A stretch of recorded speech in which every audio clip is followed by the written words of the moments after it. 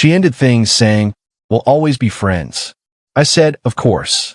A few weeks later, she realized friendship didn't cover rent, emotional support, or car repairs, especially after I started dating her roommate. The end of my 2-year relationship came on a Tuesday night. It wasn't a shouting match or a dramatic, tear-filled fight. It was quiet, condescending, and ended with the most insulting sentence a person can hear. "We'll always be friends, though." My now ex Amber had been acting distant for weeks. She's an artist, or at least that's what she calls herself. Mostly, it means she works part-time at a coffee shop, spends the rest of her time talking about the novel she's going to write someday, and looks down on people like me who actually work for a living. I own a small business restoring classic cars. I work with my hands. To her and her pretentious art school friends, that made me simple. Reliable, but simple. A sturdy piece of furniture you keep in a living room but don't really think about. That night, she sat me down on the couch in our apartment, an apartment where my income covered about 80% of the expenses, and gave me the speech. She'd clearly been practicing it. It was full of vague nonsense about needing to nurture her creative soul and how she felt stifled by our relationship. The subtext was loud and clear. I, with my grease-stained hands and my practical logical brain, was not exciting enough for her grand artistic destiny. I didn't argue. I didn't try to change her mind. I'm a mechanic. When an engine is shot, you don't try to reason with it. You accept that it's broken, and you either rebuild it or you scrap it. And this relationship was totaled. So, I just sat there listening as she laid out the terms of her departure from my life. And then came the final patronizing blow. She put her hand on my knee, her expression a perfect blend of pity and self-importance. "We'll always be friends, though, right?" she said, as if she were bestowing a great honor upon me. She expected me to be grateful. She expected me to nod along, happy to be kept in her orbit as a platonic, reliable resource. The ever-dependable Jake, always there to fix her car or help with the bills, but now without any of the messy expectations of a real relationship. In that moment, a switch flipped in my head. The hurt and disappointment I might have felt were instantly replaced by a cold, hard clarity. She wasn't breaking up with a partner. She was reclassifying an asset. I looked at her perfectly composed, sincere-looking face, and I gave her a slow, even smile. "Absolutely," I said. The relief that washed over her was visible. She had done it. She had her freedom, but she had managed to keep her safety net. She had no idea that my definition of friendship was about to become a very harsh and very expensive lesson for her. "Oh, good," she said, her smile now genuine. "I'm so glad you're being so mature about this." "Of course," I said, standing up from the couch. "That's what friends are for. So, as your new friend, let me give you some friendly advice.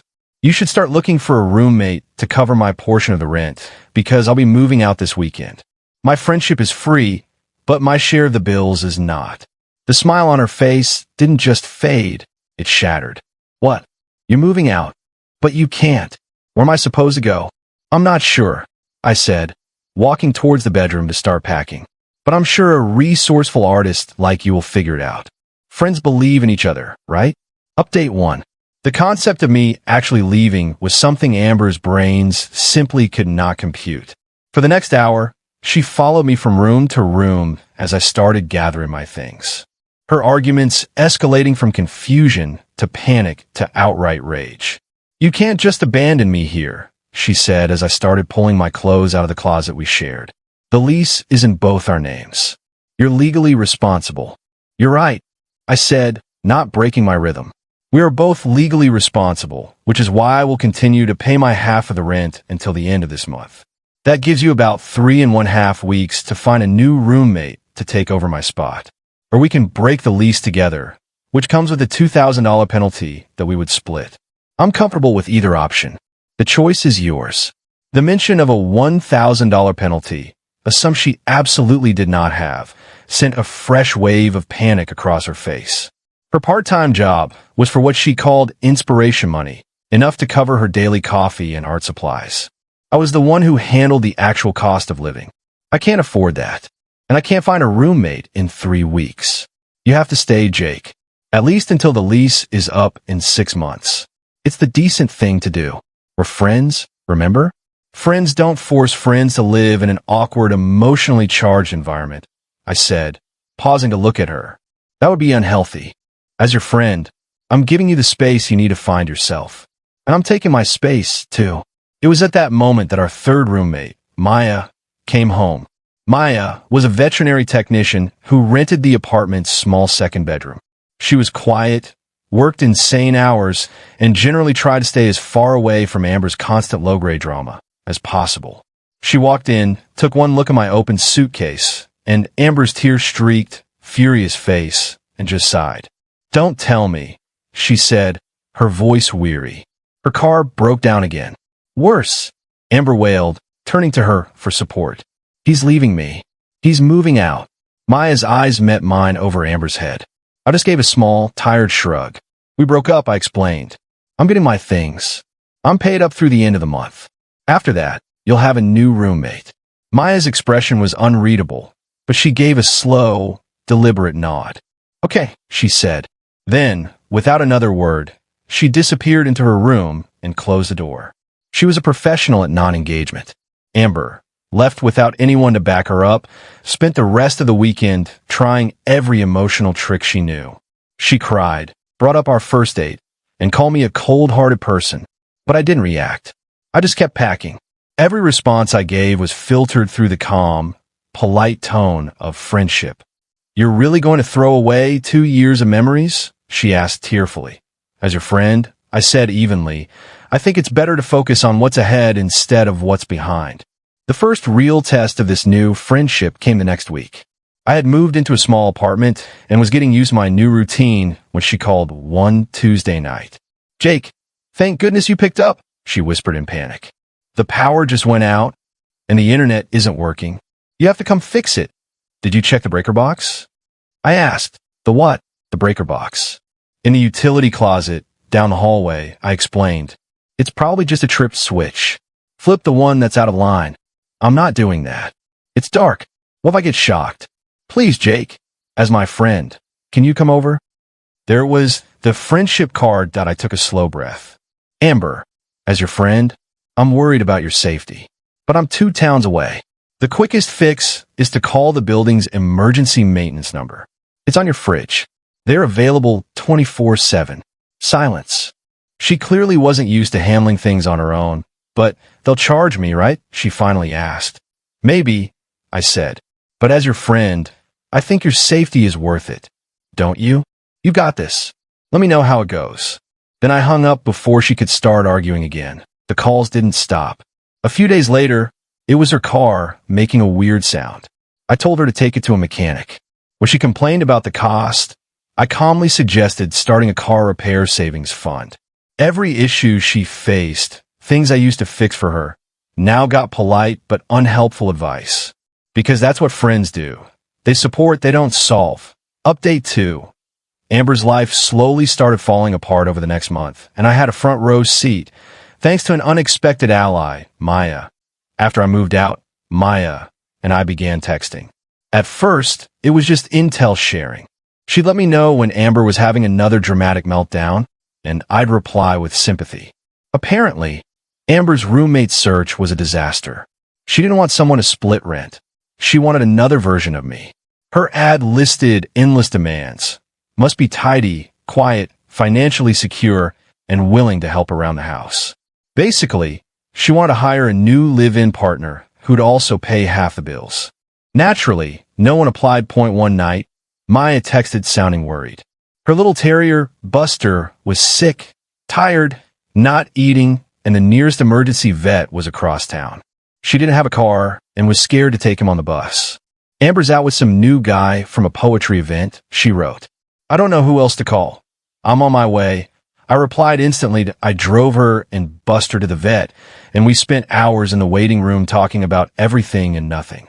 She told me about the pressure of law school. I told her how restoring old cars helped me clear my head.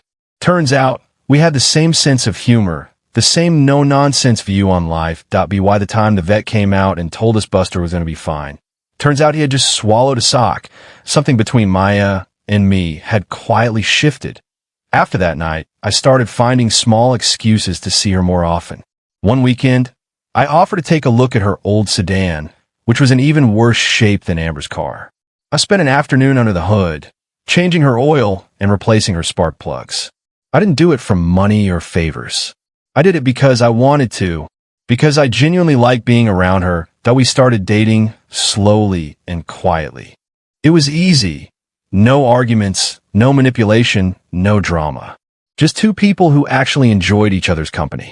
We kept things private, knowing full well that if Amber ever found out, it would trigger a storm we didn't want to deal with. The confrontation eventually came about 2 months after Amber and I had broken up. She had finally managed to find a new roommate, a grad student who looked more desperate for housing than comfortable with his decision that I needed to visit the apartment one last time to sign the papers taking my name off the lease. Maya had just finished her last law school final that same day, so I told her I'd take her out to celebrate afterward. She decided to come along. The atmosphere in the living room was tense. The building manager stood by with paperwork. The new roommate looked uneasy, and Amber was putting on her usual overly cheerful act, talking loudly about new beginnings and how everything happens for a reason. As I was signing the last document, Maya, standing beside me, gently reached out and squeezed my hand, a small, supportive gesture. But to Amber, it was like a lightning strike. Her forced smile froze in place, then slowly shattered. I watched the color drain from her face as her eyes locked on our hands. The look she gave us was pure shock and betrayal. It hit me then. She hadn't just lost a boyfriend. She'd lost her handyman, her emotional crutch, her financial safety net. And now she was watching all of that be replaced by someone she'd barely noticed before. She didn't yell. She didn't cry. She just stared. And in that silence, I think she finally realized the full cost of the friendship she'd insisted on keeping. Final update. It's been a little over a year since I walked out of that apartment for the last time. My life and Amber's have gone in completely different directions. After that lease signing day, her situation unraveled fast. The new roommate lasted barely 6 weeks before packing up in the middle of the night, leaving a note that said he'd rather live in his car than spend another day there. Unable to cover rent alone, Amber was evicted. The last I heard, she'd moved back in with her parents 3 hours away. Her new city life and artistic journey ended right where it started, in her childhood bedroom. She tried to spread rumors about Maya and me, but nobody believed her. Too many people knew the truth. She was the one who ended things. Her story about being the heartbroken victim didn't stick to AS for me. Life couldn't be better. Maya and I live together now in a small house on the other side of town. It's got a big yard for Buster and a 2-car garage for my restoration projects. She passed the bar exam and is now a junior associate at a downtown law firm. We're a real team. We split the bills, share the chores, and push each other toward our goals, with zero resentment or competition. It's the most balanced, peaceful relationship I've ever had. Why revenge was never loud or dramatic. It was quiet, patient, and simple. She wanted to be friends, so I became exactly that. The kind of friend who offers plenty of advice but no actual help. I stopped fixing her problems, and her entire world built on me doing exactly that eventually crumbled.